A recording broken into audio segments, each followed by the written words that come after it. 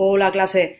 Después de hablar en el vídeo anterior de los orígenes de la civilización griega, de las civilizaciones prehelénicas y sobre todo del periodo arcaico de lo que es la propia civilización griega, hoy vamos a tratar dos aspectos de esta, que son las colonizaciones y la época clásica. Veréis. Hablábamos en el vídeo anterior de que la península balcánica, que es el espacio geográfico donde se asientan los griegos, tiene una configuración muy peculiar y es que tiene las montañas muy próximas al mar, con lo cual las tierras de cultivo, digamos, las tierras cultivables son bastante pocas. Esto va a propiciar que a partir del siglo VII, siglo VI antes de Cristo, los griegos se lancen al mar Mediterráneo a fundar nuevas ciudades. Estas nuevas ciudades se llaman colonias. El sistema de colonización griego se basa en dos figuras principales. La primera es la metrópolis, que es la ciudad principal, la ciudad de la que parten, de la que salen los colonizadores, y por otra parte las propias colonias, que son las ciudades que van fundando. Por ejemplo, metrópolis pueden ser Atenas, Esparta, Corinto, y las colonias que se desarrollan, se fundan por toda la costa del mar Mediterráneo son, por ejemplo, Masalia, que es la actual Marsella, Emporion, que es la actual Ampurias, que está en Cataluña, por ejemplo, Hemeroscopio, que es la actual Denia, en la Comunidad Valenciana, o Rode, que es Rosas, que también está en Cataluña. Como veis, son todo ciudades costeras, no están para nada dentro del territorio, no se adentran demasiado dentro del territorio, sino que son ciudades que están en la costa. ¿Y por qué las fundan ahí? Principalmente porque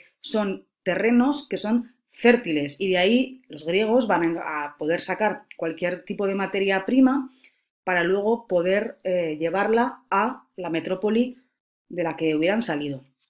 Este mapa que tenéis en el libro es el mapa de las colonias. Como veis, estas ciudades que tienen un puntito amarillo son las polis, son las metrópolis. El área de influencia cultural, es decir, son esas áreas donde los griegos se desarrollan como civilización, pese a que salieron todos de esta zona de aquí. Y luego tenéis con un puntito blanco pues todas las colonias. Como veis, están todas, lo que os decía, en la costa. No veréis ninguna dentro de, por ejemplo, Europa, sino que están todas en la costa.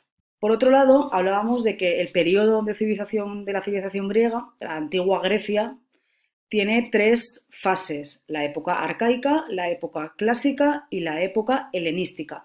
Vamos a hablar ahora un poco de la época clásica. Durante el siglo V a.C., Grecia vivió su periodo de mayor esplendor y fue entonces cuando se perfeccionaron las formas políticas, los pensamientos intelectuales. Todos conoceréis algún filósofo griego que os suene, por ejemplo, Platón o Aristóteles, y artística. También hablaremos un poco del arte griego, que en este periodo es cuanto más se desarrolla y cuanto más se perfeccionan sus formas. En este periodo destacan sobre todo dos polis, que son Atenas y Esparta. Las dos, pese a ser polis griegas, tienen diferencias entre ellas. Vamos a ver primero cómo se relacionan y segundo, características de cada una de ellas. Veréis, en este periodo también suceden o tienen lugar las guerras médicas. Son una serie de disputas territoriales, es decir, son guerras por el territorio que tienen lugar entre los griegos y los persas. Hacia el año 490, los persas, con el rey Darío a la cabeza, cruzan el Egeo, cruzan el mar, para intentar conquistar Grecia. Pero los atenienses, es decir, los habitantes de Atenas, no los griegos, los habitantes de Atenas, los consiguen parar y vencer en lo que es la batalla de Maratón. A todos os suena, supongo, la prueba atlética de un maratón, que son 42 kilómetros. Esto tiene que ver, o la leyenda dice, que es la distancia entre Maratón y Atenas. Y por eso la persona que llevó el mensaje tuvo que correr 40 kilómetros y esa es un poco el origen un poco mítico de esta prueba atlética. Una vez que hubo pasado esto, 10 años después, el hijo de Darío, que se llama Jerjes, conquistó el norte de Grecia.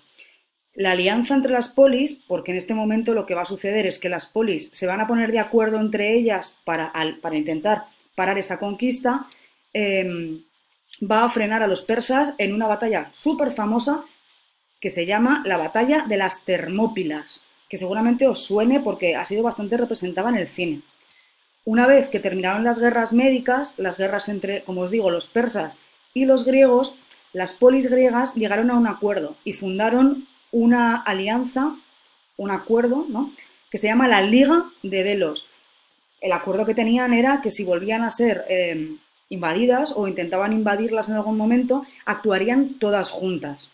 En esta época, como os digo, las dos polis predominantes son Atenas y Esparta. Atenas es el momento que mayor esplendor vive y sobre todo debido a que tiene un gobernante que se llama Pericles, que es este señor de aquí, que es un político muy brillante. Él llevó un proceso de renovación cultural y político dentro de Atenas que ha llegado hasta nuestros días. Se rodea, se aconseja de intelectuales, de grandes filósofos y de grandes artistas y se dedica a embellecer la ciudad y, por ejemplo, bajo su gobierno se va a construir el Partenón, que es un templo en honor a la diosa protectora de la ciudad, que es Atenea Partenos. El Partenón es este edificio de aquí que todos tenéis en mente. Es, digamos, el edificio más representativo de la civilización griega en la antigüedad y se construye, como os digo, bajo el gobierno de Pericles. Esparta, que como os digo es otra polis y pese a ser griega también funciona de manera completamente diferente, tiene como forma de gobierno es un estado militar. Todo se hace en función del ejército. Lo más importante en Esparta es el ejército. En Atenas es otro tipo de cosas, pues la agricultura, la filosofía. En Esparta ya os digo que únicamente el ejército. Tiene dos reyes y tiene un sistema de gobierno muy rígido que ya os digo que todas las leyes que hacen están orientadas a la guerra. Los padres, por ejemplo, no educan a sus hijos, sino que a los 7 años pasan a ser, digamos, posesión o dependen del Estado y se les da una formación militar muy severa.